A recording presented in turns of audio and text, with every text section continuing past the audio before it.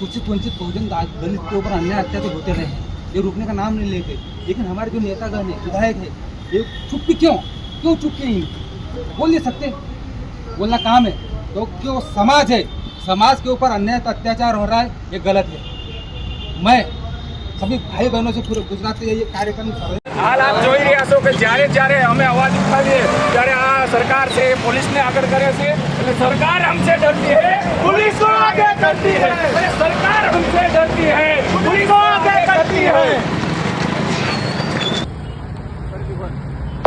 સમાજના ગદ્દાર ધારાસભ્યો સમાજના ગદ્દાર ધારાસભ્યો સમાજના ગદ્દાર ધારાસભ્યો સમાજના નામે સાંસદ અને ધારાસભ્ય બન્યા બાદ સમાજ માટે કાંઈ ન કરનાર તમામ પાર્ટીના અનુસૂચિત જાતિના ધારાસભ્યો અને સાંસદોના વિરોધમાં અમરોલી ખાતે સાંસદો અને ધારાસભ્યો અંતિમ યાત્રા કાઢી સમાજના લોકો દ્વારા વિરોધ કરાયો હતો, જેને લઈ પોલીસે સ્થળે દોડી જઈ અનુસૂચિત જાતિ સમાજના આગેવાનોની અટકાયત કરી હતી। સમાજના નામે પાર્ટીઓમાંથી ધારાસભ્ય અને સાંસદ બન્યા બાદ સમાજ માટે કાંઈ ન કરનાર ધારાસભ્યો અને સાંસદો સામે હવે સમાજ એક થઈ વિરોધમાં ઉતર્યું હોય તેમ લાગી રહ્યું છે। હાલ આવા ધારાસભ્યો અને સાંસદો સામે અનુસૂચિત જાતિ સમાજ મેદાને આવ્યું છે। અનુસૂચિત જાતિ સમાજ દ્વારા અમરોલી વિસ્તારમાં વિરોધ કરાયો હતો અને સમાજની અનામત બેઠક પરથી ચૂંટાયેલા ધારાસભ્યો તથા સાંસદો દ્વારા સમાજ માટે કાંઈ કર્યું ન હોય, જેને લઈ ધારાસભ્યો અને સાંસદોના ફોટા સાથે તેઓની અંતિમ યાત્રા કાઢી વિરોધ પ્રદર્શન કર્યો હતો। અનુસૂચિત જાતિ સમાજ પર થતા અત્યાચાર વિરુદ્ધ ધારાસભ્યો કે સાંસદો અવાજ ન ઉઠાવતા હોવાના આક્ષેપ સાથે અંતિમ યાત્રા કાઢનાર અનુસૂચિત જાતિ સમાજના આગેવાનોની પોલીસે અટકાયત કરી હતી। મારું નામ ભનુભાઈ ચૌહાણ, સામાજિક કાર્યકર।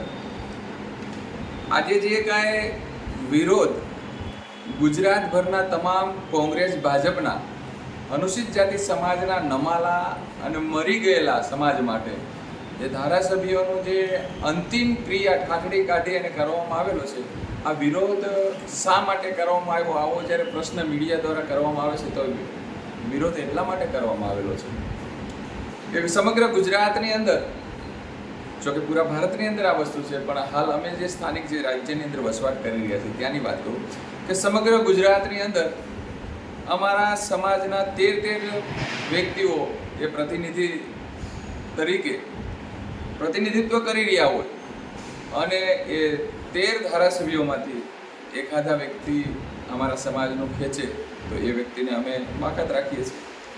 હાલ ગુજરાતની અંદર જે 13 વિધાનસભાની અમારી સીટો છે એમાંથી એક સીટ ખાલી છે અને 12 સીટોમાંથી એક ધારાસભ્યએ ફક્ત અનુસૂચિત જાતિ સમાજ ઉપર અત્યાચાર થયામાંથી અવાજ ઉઠાવ્યો। એ કયા પાર્ટીના છે, શું છે, એ આપ બધા જાણો છો। પણ એવી જ રીતે ચાહે કોંગ્રેસના હોય કે ભાજપના હોય, એ 11 ધારાસભ્યો અને 2 સાંસદોએ અવાજ નથી ઉઠાવ્યો। એમના મોઢામાંથી એમણે કહેવાય ને કે મોઢામાં મગ ભર્યા હોય એવી હાલત એ વ્યક્તિઓની છે। તો આ નમાલા અને મરી ગયેલા સમાજના જે ધારાસભ્યો છે એમનું અમરેલીથી જે અમે કોલ આપેલો હતો કે નિલેશ રાઠોડની હત્યા થયા બાદ સમગ્ર ગુજરાતના અનુસૂચિત જાતિ સમાજની અંદર રોષ હોય, પણ આ નમાલા ધારાસભ્યો એમના મોઢામાંથી મ શબ્દ નથી બોલ્યા। આવી તો અનેક ઘટનાઓ ગુજરાતની અંદર અવારનવાર ઉના કાંડ હોય, થાનગઢ કાંડ હોય, ગોલાણા કાંડ હોય કે અનેક ઘટનાઓ ઘટી, પણ અત્યાર સુધીમાં એક પણ ધારાસભ્ય બોલવાનું નામ નથી લેતા। હાલ વર્તમાન સમયની અંદર જે કોઈ ધારાસભ્ય અને સાંસદો છે એ પણ બોલતા નથી। તો ભાઈ તમે લોકોને ખાલી પોઝિશન આપી દીધી છે, પાવર નથી આપ્યો। તમે જે સીટ ઉપર બેઠા છો એ સીટ કોઈ તમને ક્યાંય એવું કહેવાય કે ક્યાંય વારસામાં તો મળેલી નથી। એ સીટ જે છે એ સમાજની સીટ છે। ડૉક્ટર બાબા સાહેબ આંબેડકરની અર્થાગ મહેનતના કારણે, અને જો કે આ સમયે જાણ કરું તો આપ બધા જાણો જ છો કે પુના કરારના હિસાબે આપ બધા આજે એ સીટ ઉપર બેઠા છો। પુના કરાર ના થયો હોત તો મારા સમાજને સ્વતંત્ર મતનો અધિકાર હોત, અને એ હતો જ, પણ એ મિસ્ટર ગાંધીના માધ્યમથી જે એ પુના કરાર બાબા સાહેબને મજબૂરીમાં કરવું પડ્યું છે, એના હિસાબે આ પુના કરારની ઓલાદો જે છે એ સમાજના ગમે ત્યાં અત્યાચાર થાય બોલતા નથી। એટલા માટે આજે સુરતની અંદરથી એમની અંતિમ વિધિ એટલે કે ઠાઠડી કાઢી અને એમનો વિરોધ કર્યો છે। સુરતના અમરોલી વિસ્તારની અંદર પોલીસ તંત્રને જાણ થતાં અલગ અલગ વિસ્તારોની અંદર જ્યાં અમારું લોકેશન હતું ત્યાં એટલો પોલીસનો કાફલો ઉતારી દીધો કે એની ના પૂછો વાત। એટલો કાફલો ઉતારી દીધો. આમ છતાં અમારા કાર્યકર્તાઓ અલગ અલગ જગ્યાએ થઈ અને અમે આમની નનામી કાઢી અને એમની અંતિમ ક્રિયા કરેલી છે. હાલ તો આ અંતિમ ક્રિયા કરી છે. તો હવે સમગ્ર ગુજરાતના અલગ અલગ જિલ્લાઓ તાલુકાઓની અંદર આજેથી જ એમના શ્રદ્ધાંજલિના કાર્યક્રમો, એમના બેસણાના કાર્યક્રમો થશે. હાલ પછી હવે થોડા જ દિવસની અંદર, 1-2 દિવસની અંદર ઈડર છે, બારડોલી વિધાનસભા છે, ગરડા વિધાનસભા છે, રાજકોટ વિધાનસભા છે. આ બધી વિધાનસભાઓ એક પછી એક વિધાનસભાની અંદર પણ શ્રદ્ધાંજલિના બેસણાના કાર્યક્રમો થશે. દાડો છે હજી તો બાકી છે.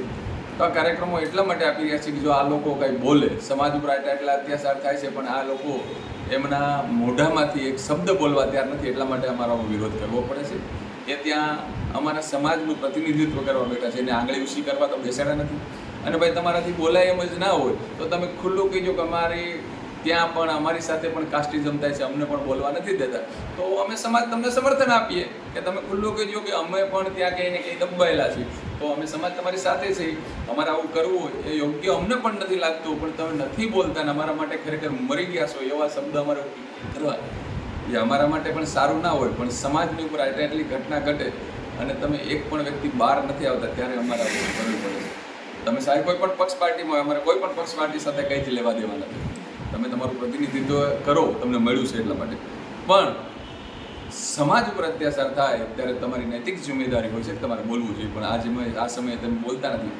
કાલે પણ સમાજના ઘણા દલાલોએ અમે આ કાર્યક્રમ ન કરીએ એ માટે ઘણી પ્રયાસો કર્યા, પણ કાર્યક્રમ થયો છે ને હજી પૂરા ગુજરાતની અંદર કાર્યક્રમ થશે. જય ભીમ, જય ભારત.